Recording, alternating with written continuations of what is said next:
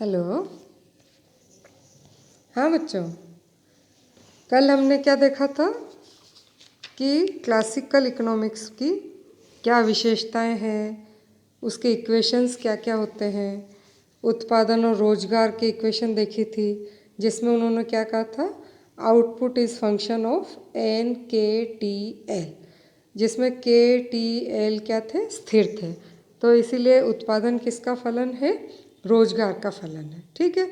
इसी तरह से उन्होंने श्रम बाजार की मांग और पूर्ति का बताया था, फिर मौद्रिक क्षेत्र का संतुलन बताया, फिर बचत और निवेश का संतुलन बताया। तो कल अपन ने मेन इनका जो डायग्राम है वो देखा था, लेकिन वो क्या था, बिना बचत और निवेश के संतुलन था। अब आज हम क्या देखेंगे कि ये जो अलग अलग चीज़ें हैं सारी, इनमें परिवर्तन होने से किस तरह से संतुलन बदलता है। तो आज हम क्या देख रहे हैं, श्रम की पूर्ति में परिवर्तन होने पर संतुलन किस तरह से बदलेगा। तो सबसे पहले आप देखिए कि हम देख रहे हैं श्रम की पूर्ति में परिवर्तन। ठीक है। तो जब उत्पादन फलन और मुद्रा की पूर्ति की अवस्था दी हुई है, ठीक है, उत्पादन फलन दे रखा है, मनी सप्लाई दे रखा है, और ऐसे में श्रम की पूर्ति सपोज करो बढ़ जाएगी, तो क्या होगा, अब श्रमिक बढ़ गए, श्रम की पूर्ति बढ़ गई, मतलब श्रमिक बढ़ गए। तो अब क्या करें कि उनको रोजगार कैसे देना है। तो इनके हिसाब से अतिरिक्त श्रमिकों को मौद्रिक मजदूरी में अगर हम कमी कर दें तो उनकी वास्तविक मजदूरी घट जाएगी, तो उनको रोजगार देना संभव होगा। ठीक है, क्योंकि वास्तविक मजदूरी में कमी होगी तभी श्रम की मांग और बढ़ी हुई पूर्ति में साम्य संभव है। तो इसके लिए आप ये डायग्राम देखिए।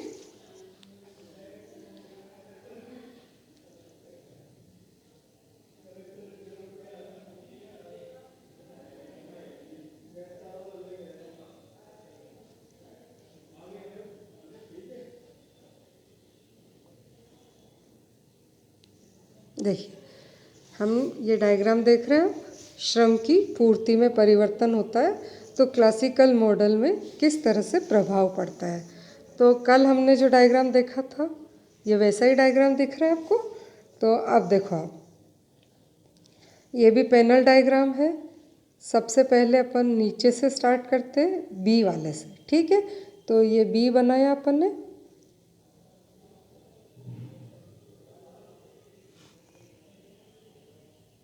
ठीक है, यहाँ पे एक्स एक्सिस पे क्या लिखा अपन ने, रोजगार।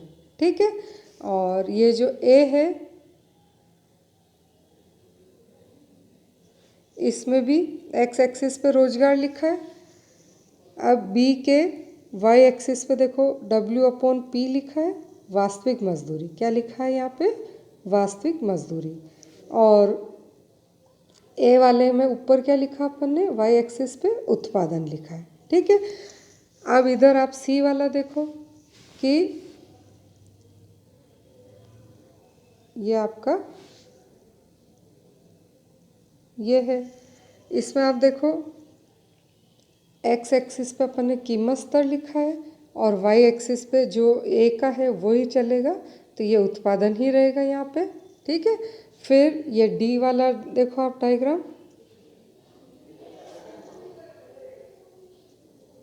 ठीक है, इसमें नीचे क्या लिया हमने, कीमत स्तर। एक्स एक्सिस पे कीमत स्तर है और वाई एक्सिस पे क्या है बच्चों, यहाँ पे मौद्रिक मजदूरी है। ठीक है, इधर वास्तविक है ए में और डी में क्या है, मौद्रिक मजदूरी है। ठीक है, अब अपन कहाँ से शुरू कर रहे हैं, मान लीजिए सबसे पहले क्या दिया है, ये डिमांड फॉर लेबर। ठीक है, ये है अपना डिमांड फॉर लेबर।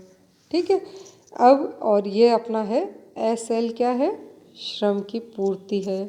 ये दोनों एक दूसरे को यहाँ पे काटते हैं, इससे रोजगार के स्तर का निर्धारण हुआ। ये N1 है आपका रोजगार का स्तर, और इस N1 से W अपॉन P1 वास्तविक मजदूरी का निर्धारण होता है। ठीक है, W अपॉन P1। ठीक है, तो यही जो N1 रोजगार का स्तर है, इसको हम ऊपर ले गए तो ये N1 रोजगार का स्तर है। ये आपका उत्पादन का फलन दे रखा है। इस उत्पादन फलन को ये यहाँ पे काटता है, तो यहाँ से उत्पादन का स्तर कितना हुआ, Q1 होता है। ठीक है, अब इस जो ये Q1 उत्पादन का स्तर है इसको हम आगे आगे ले जाते हैं, तो ये आपका मुद्रा का जो पूर्ति फलन है MV, मुद्रा की पूर्ति और उसकी चलन गति, ठीक है। तो ये आपका ये बना हुआ है। तो ये जो Q1 वाली लाइन है इसको अपन ले गए यहाँ पे, तो कीमत स्तर कितना निर्धारित हुआ बच्चों? ये P1 हुआ, ठीक है, ये P1 निर्धारित हुआ। ओके, अब आप ये देखिए कि यहाँ पे ये W/P1 आपका पहले वाला ओरिजिनल है, W/P1। तो इस P1 को जब हम ऊपर से नीचे लाते हैं, ठीक है, ये देखिए आप, ये लाइन अपनी चल रही है, ये P1 है। तो इस P1 पर आपकी मौद्रिक मजदूरी कितनी निर्धारित होती है बच्चों? W1, ठीक है, कितनी है? ये W1 है, ठीक है, ये W1 है।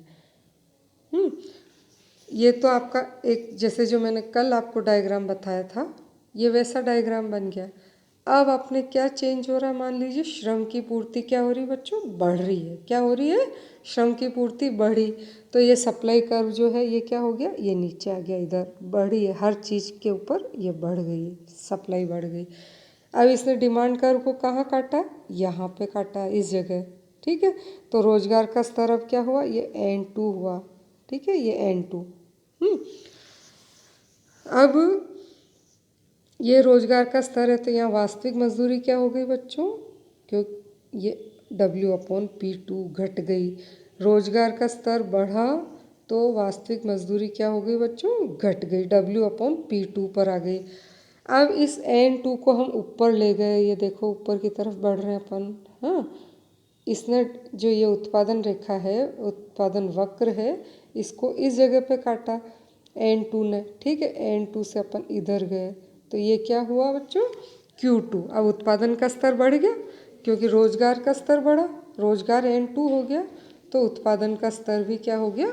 Q2 हो गया। अब इस Q2 उत्पादन के स्तर को अपन इधर ले गए, लेकिन अब आप देख रहे हो उत्पादन तो बढ़ा लेकिन मनी सप्लाई में कोई परिवर्तन नहीं हो रहा है।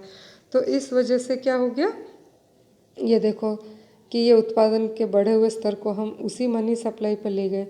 देखो उत्पादन की मात्रा बढ़ी है लेकिन मुद्रा की पूर्ति नहीं बढ़ी, तो अब क्या हो गया? कीमत स्तर कम हो गया, और ये कम होकर के कितना हो गया? ये P2 पर आ गया, ठीक है। पहले कीमत स्तर क्या था? P1, अब क्या हो गया? P2 हो गया। अब इधर आपकी क्या हो गई? वास्तविक मजदूरी घट गई, W/P2 हो गई। तो इस घटी हुई का अपन ने ये वक्र बनाया, W/P2 का ये कर्व बनाया, ठीक है, ये W/P2 लिखा है मैंने। अब ये जो P2 अपन ने ऊपर आया यहाँ, इस P2 को अब अपन क्या कर रहे हैं? यहाँ पे नीचे ले जा रहे हैं, ये देखो, ठीक है। अब ये जो P2 पर आप देखो वास्तविक मजदूरी क्या हो गई? W/P2 पर लेना है, तो ये हो गई, ये आपकी मौद्रिक मजदूरी अब घट के, क्योंकि वास्तविक घट गई है तो अब मौद्रिक भी घट गई है। तो ये मौद्रिक मजदूरी घट के कितनी हो गई? OW2 हो गई। तो W1 से घट के कहाँ आ गए बच्चों? W2 पर आ गए, ठीक है। लेकिन अब क्या कहते हैं ये कि मूल्य स्तर में जो गिरावट है वो मौद्रिक मजदूरी की गिरावट के मुकाबले कम होगा, तभी वास्तविक मजदूरी गिरेगी, ठीक है। और इस गिरी हुई वास्तविक मजदूरी पर ही बढ़े हुए श्रमिकों को हम काम पर लगा सकते हैं, ठीक है। तो कीमत स्तर P2 पर W/P2 के कारण नई मौद्रिक मजदूरी क्या हो गई? W1 से घट के W2 हो गई। आया समझ में? ठीक है, ये डायग्राम आ गया पूरा समझ में। मैं जो चेंज वाला है वो बता रही हूँ वापस आपको, कि जो अपना ओरिजिनल दे रखा था उसमें क्या हुआ? श्रम की पूर्ति बढ़ गई और वो ये कर्व आपका क्या होगा? SL1 हो गया, ये वाला। अब नया संतुलन कहाँ पे हुआ? DL और SL कहाँ एक दूसरे को काट रहे हैं? इस जगह काट रहे हैं। यहाँ से आपका जो रोजगार का स्तर है वो N2 निर्धारित हुआ। इस N2 पर आप देखो वास्तविक मजदूरी क्या हो गई? W/P2 हो गई, ये वाली, ठीक है। अब इस बढ़े हुए रोजगार स्तर को अपन ऊपर ले गए, तो इसने उत्पादन वक्र को यहाँ काटा, इससे क्या हुआ? उत्पादन का स्तर बढ़ गया, Q2 हो गया। इस Q2 को अपन इधर ले गए और मुद्रा की पूर्ति वही है, तो अब क्या हुआ कि इस बढ़े हुए उत्पादन को हम कम कीमत पर बिक रहा है, तो इसलिए प्राइस लेवल क्या हो गया, ये P2 हो गया। पहले P1 था, अब ये P2 हो गया घट के। इधर नीचे आप देख रहे हैं कि वास्तविक मजदूरी कम हुई, तो ये इसका ढाल कम हो गया, W/P2 ये रह गया आपका। और इस P2 को हम नीचे लाते हैं तो ये इसको कहाँ काट रहा है, इस W2 पर काट रहा है। ठीक है, तो अब यहाँ पे क्या हुआ, मौद्रिक मजदूरी भी कम हो गई। तो अब आप देखो कीमत स्तर भी कम हुआ और मौद्रिक मजदूरी भी कम हुई, लेकिन कीमत स्तर की तुलना में मौद्रिक मजदूरी ज़्यादा कम हुई, तभी उनकी वास्तविक मजदूरी जो है वास्तव में घट पाई है। और वास्तविक मजदूरी घटेगी तभी हम ज़्यादा श्रमिकों को काम पर लगा पाएंगे।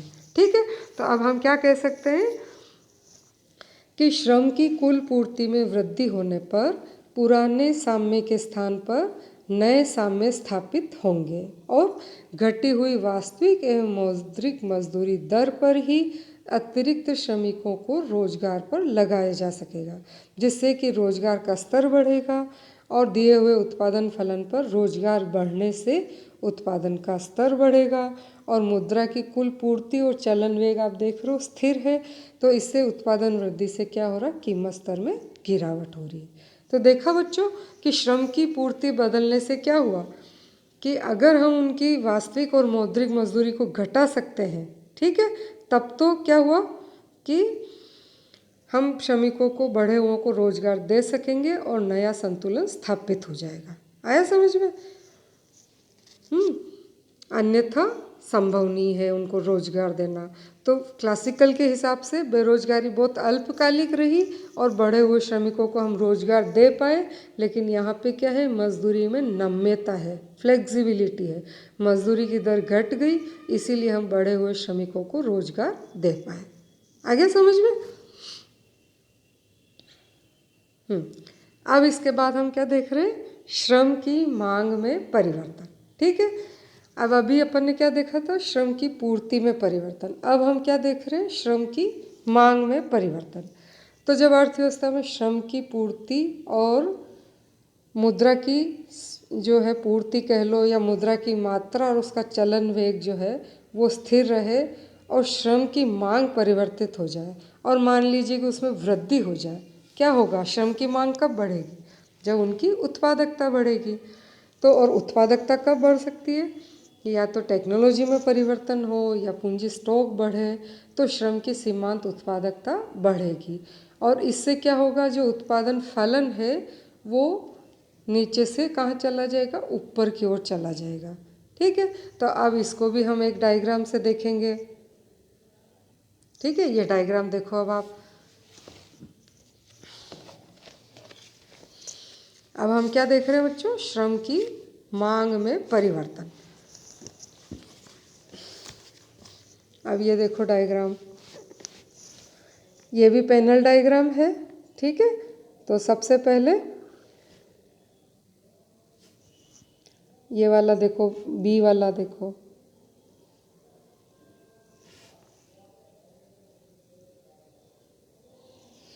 एक्स एक्सिस पे क्या लिखा है, रोजगार लिखा है और वाई एक्सिस पे वास्तविक मजदूरी लिखी है। अब ए वाला देखो,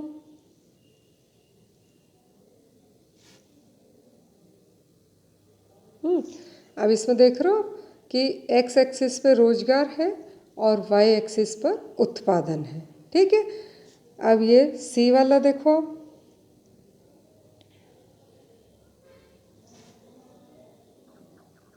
ठीक है, यहाँ पे ये क्या है, मुद्रा का पूर्ति फलन है, इसमें भी एक्स एक्सिस पे कीमत स्तर है और वाई एक्सिस पे उत्पादन है। और ये डी वाला देखो,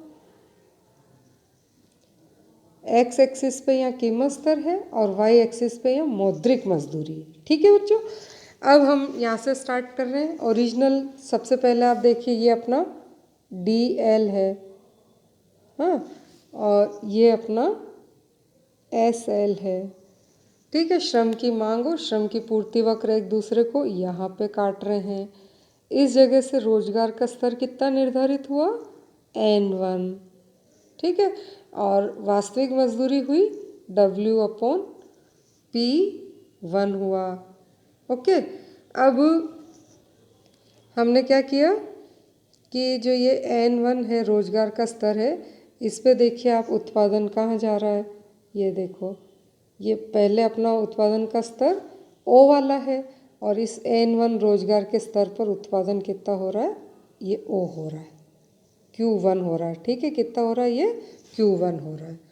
और इस Q1 स्तर पर आप देखिए कि जब ये मुद्रा की पूर्ति दे रखी है आपको ये MV, इस पे इस Q1 से कीमत स्तर कितना है, ये P1 है। ठीक है, इस P1 को हम WP1 रेखा है आपकी, ये W/P1 ये नीचे वाली है बच्चों। हाँ, इसको P1 को हम नीचे लाते हैं, डॉटेड लाइन बनाते हैं, तो इससे आपका कीमत स्तर तो है P1 और मौद्रिक मजदूरी है आपकी W1। ठीक है, ये तो आपका ओरिजिनल दिया हुआ है, ये आपका उत्पादन फलन था, है ना, O वाला। ठीक है, अब क्या हुआ बच्चों कि श्रम की मांग बढ़ गई। क्या हुआ, श्रम की मांग बढ़ गई और ये आपका मांग वक्र D-L हो गया। इसमें आप देखिए सप्लाई का तो वही है, तो उस सप्लाई पे आप देखिए क्या हो रहा है कि ये रोजगार का स्तर N2 हो गया और इस बढ़े हुए रोजगार स्तर पर क्या हो रहा है, वास्तविक मजदूरी बढ़ रही है। क्या हुआ, श्रम की मांग बढ़ी तो इनका संतुलन बदल के ज़्यादा ऊंचे रोजगार स्तर पर हो गया और वास्तविक मजदूरी W/P2 हुई। अब हम इसको क्या कर रहे हैं, ऊपर ले जा रहे हैं। अब आप देखिए कि श्रम की मांग हमेशा कब बढ़ती है, जब उनकी उत्पादकता बढ़े। तो यहाँ पे आप देखिए उत्पादन फलन ऊपर शिफ्ट हो गया, ये वाला बन गया O'। ठीक है, ये O' है। इस उत्पादन फलन पे आप देखिए इस N2 रोजगार स्तर पर ये जो संतुलन है वो उत्पादन की मात्रा कितनी होगी, Q2। ये देख रहे हो आप Q2। अब मुद्रा की पूर्ति में कोई परिवर्तन नहीं हो रहा है। ठीक है, तो इस Q2 उत्पादन के स्तर से आप देखिए इसको अपन इधर ले जा रहे हैं, तो इसी मुद्रा की पूर्ति पर क्या हुआ बच्चों कि ये कीमत स्तर कम हो गया, कम होकर के ये कितना आ गया, ये P2 पे आ गया। ठीक है, उत्पादन बढ़ा, Q1 से बढ़ के Q2 हो गया, तो और मुद्रा की पूर्ति वही है, तो कीमत स्तर घट करके कितना हो गया, ये P2 हो गया। ओके, लेकिन अब इधर आप नीचे देख रहे हो कि वास्तविक मजदूरी बढ़ी है, तो इसलिए ये इसका जो ढाल है ये ऐसे हो गया, ये W/P2 रेखा है। हाँ, अब ये P2 आपका जो है इसको अगर अपन नीचे लाए तो अब आप ये देखो ये P2 है और इस WP2 रेखा पर ये W2 यहाँ है। मौद्रिक मजदूरी क्या हो गई बच्चों, बढ़ गई है। कीमत स्तर घट गया है, मौद्रिक मजदूरी बढ़ गई है, तब उनकी क्या हो गई, वास्तविक मजदूरी भी बढ़ गई है। ठीक है, अब यहाँ देखो कोई मौद्रिक मजदूरी में वृद्धि मूल्य स्तर में आई गिरावट के मुकाबले अधिक होने पर ही वास्तविक मजदूरी बढ़ सकती है, क्योंकि श्रम की मांग में वृद्धि होने पर ऊंची वास्तविक मजदूरी दर पर ही श्रम की मांग और पूर्ति में संतुलन संभव होगा। ठीक है, तो यहाँ पे मौद्रिक मजदूरी भी बढ़ गई है, कीमत स्तर भी घट गया है, तो इस वजह से अब क्या हो गया, उनकी वास्तविक मजदूरी बढ़ गई है। इसको अगर आप वापस देखो तो क्या हुआ कि आपका ओरिजिनल DLSL से तो यहाँ संतुलन था, N1 रोजगार का स्तर था। ठीक है, लेकिन अब ये श्रम की मांग बढ़ गई है, तो क्या हुआ, श्रम की मांग बढ़ गई है, तो क्या हुआ बच्चों, श्रम की मांग जैसे ही बढ़ी तो इसका जो ये संतुलन है श्रम की मांग और पूर्ति का, ये ऊंचे स्तर पर हुआ और रोजगार का स्तर बढ़ के N2 हो गया और वास्तविक मजदूरी बढ़ के W/P2 हो गई। अब आप देखो इस N2 रोजगार का स्तर जो है और श्रम की मांग हमेशा कब बढ़ेगी, जब उसकी उत्पादकता बढ़ेगी, तो ये उत्पादन फलन ऊपर शिफ्ट हो गया और इस N2 रोजगार के स्तर पर आप देखो उत्पादन की मात्रा बढ़ के Q2 हो गई। और क्योंकि श्रम की जो मुद्रा की पूर्ति यहाँ पे परिवर्तित नहीं हो रही है, तो इस Q2 उत्पादन के स्तर पर क्या हो रहा है, कीमत स्तर में गिरावट हो गई और ये P2 हो गया। इस P2 को हम नीचे लाए और यहाँ पे आप देख रहे हो W/P2 ऊंचा आ गया और इसने यहाँ पे काटा तो ये W2 इधर आ गया, मौद्रिक मजदूरी भी बढ़ गई। ठीक है, कीमत स्तर भी गिर गया, मौद्रिक मजदूरी भी बढ़ गई, तो वास्तविक मजदूरी उनकी बढ़ गई है। ठीक है, तो श्रम की मांग में वृद्धि होने पर ऊंची वास्तविक मजदूरी दर पर ही श्रम की मांग और पूर्ति में संतुलन स्थापित होगा। ओके बच्चों, तो आज हमने क्या देखा कि श्रम की पूर्ति में परिवर्तन होने पर संतुलन में किस प्रकार का परिवर्तन होगा, और श्रम की मांग में परिवर्तन होने पर ये इनके संतुलन में किस तरह का परिवर्तन होगा। ओके, थैंक यू बच्चों।